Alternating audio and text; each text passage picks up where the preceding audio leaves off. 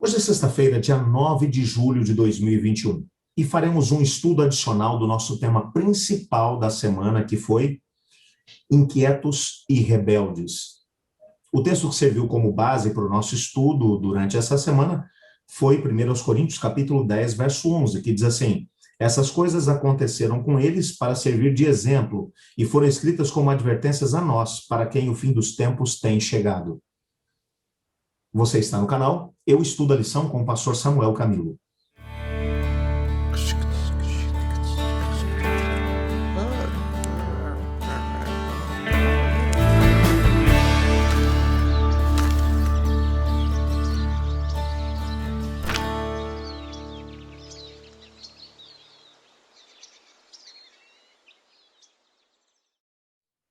Dois textos aparecem dentro do nosso guia de estudos hoje para nos ajudar a entender, principalmente o que estudamos nos últimos 4 dias da lição dessa semana. Nessa semana percebemos Israel no deserto e principalmente a rebelião que acabou acontecendo em Cades Barneia, onde eles se rebelaram contra a vontade de Deus, onde falaram mal de Deus, bem como do plano de Deus, e onde o Senhor Deus fez com que as consequências voltassem para eles, e eles tivessem que peregrinar mais 40 anos no deserto, até que toda aquela geração caísse, e a nova geração surgisse e fosse fiel ao Senhor Deus, e essa geração, dirigida por Josué, conseguiu conquistar a terra de Canaã. Eu quero ler aqui o primeiro texto, que é um texto do livro Patriarcas e Profetas, na página 391, que diz assim: pareciam ter se arrependido com sinceridade, mas estavam mais tristes pelo resultado de sua má conduta do que pela ingratidão e desobediência que haviam demonstrado. Quando viram que o Senhor não mudou a sentença que tinha dado, seu espírito rebelde se revoltou novamente e disseram que não voltariam mais para o deserto. Ao ordenar que se retirassem da terra dos seus inimigos, Deus estava testando a aparente submissão do povo e provou que ela não era real. Os israelitas sabiam ter pecado gravemente, consentindo que seus sentimentos temerários os dominassem e procurando matar os espias que insistiam com eles para que obedecessem a Deus. Mas estavam aterrorizados apenas por perceber que tinham cometido um erro terrível, cujas consequências seriam desastrosas para eles. Seu coração não estava mudado. Eles precisavam somente de um pretexto para dar início a outra rebelião semelhante. E esse pretexto surgiu quando Moisés, pela autoridade de Deus, ordenou-lhes que voltassem para o deserto. Esse texto está falando sobre o momento em que Moisés deu ao povo as ordens de Deus. E as ordens eram: vocês vão voltar para o deserto e vão caminhar 40 anos até que toda essa geração pereça.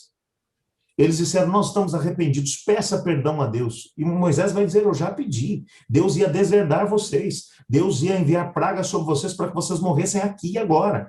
Ia recomeçar tudo comigo. Mas eu orei por vocês, e as consequências da atitude de vocês estão vindo. Eles pareciam ter se arrependido, mas o sentimento que estava no coração deles era um sentimento muito parecido com o de Judas. Judas não estava arrependido por ter traído Cristo Jesus. Judas, ele chorou diante dos sacerdotes quando jogou as 30 moedas aos pés deles, porque ele percebeu as consequências das suas atitudes. A sua tristeza era por causa da consequência do que ele tinha feito. Ele agora via Jesus Cristo morrendo, e ele não ia aguentar ver uma situação como essa.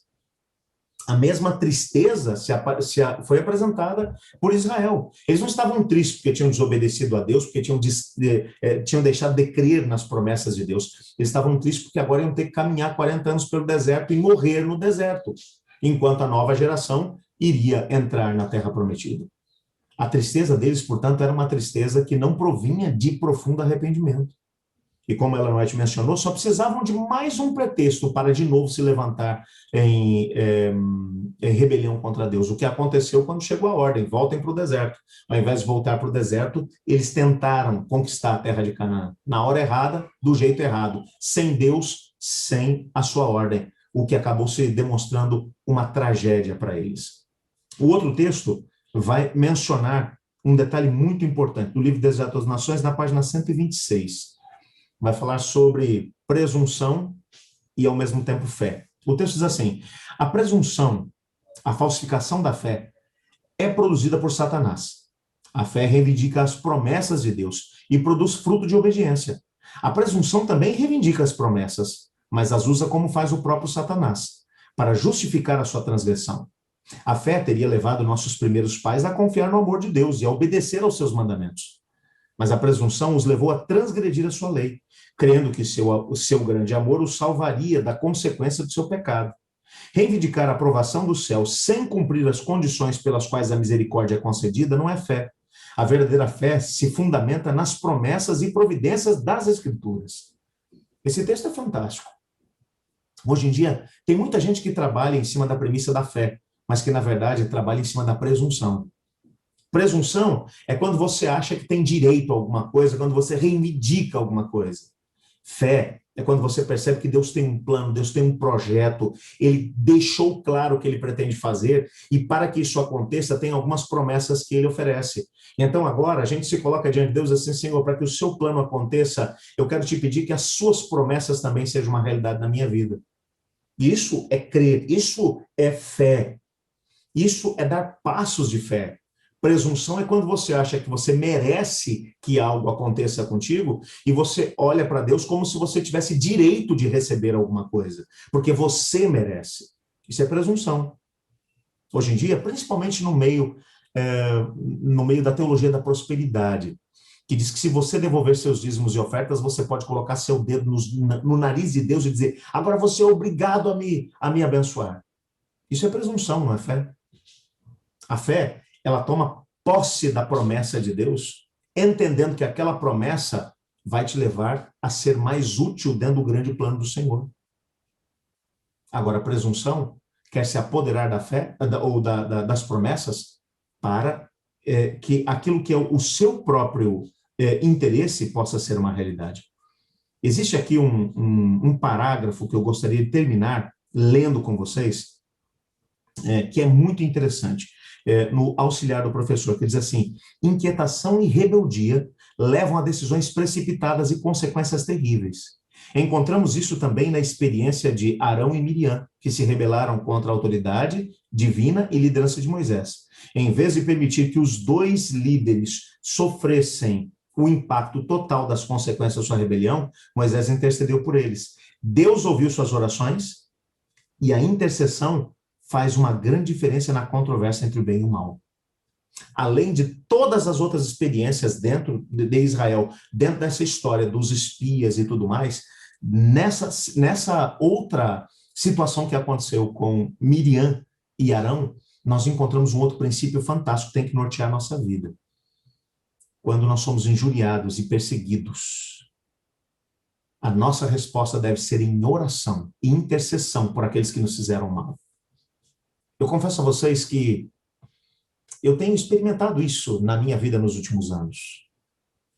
Há cerca de quase 5 anos atrás, alguém me fez um mal muito grande. 2 pessoas me fizeram muito mal. Me caluniaram, disseram coisas que mancharam a minha imagem. E em quase 5 anos eu nunca toquei nesse assunto.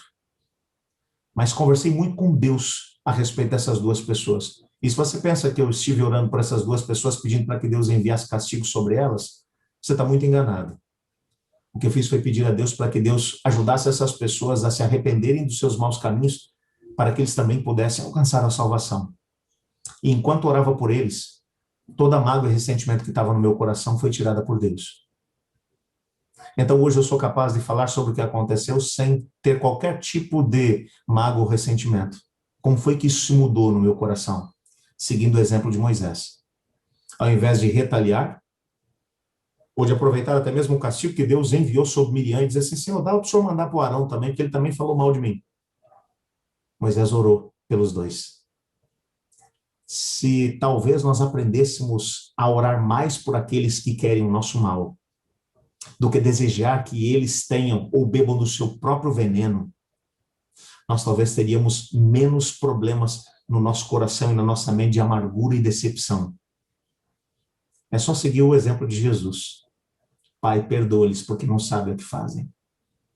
Eu gostaria de orar pedindo a Deus para que nos desse fé para podermos tomar posse das promessas de Deus e não presunção, e que ao mesmo tempo nos ajudasse a aprender com as lições preciosas de Israel enquanto caminhava pelo deserto.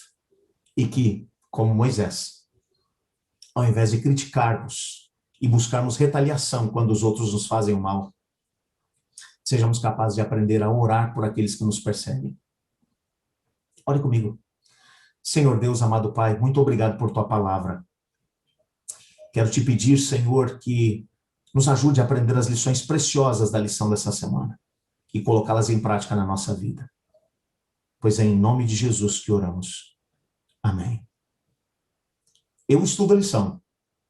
E você?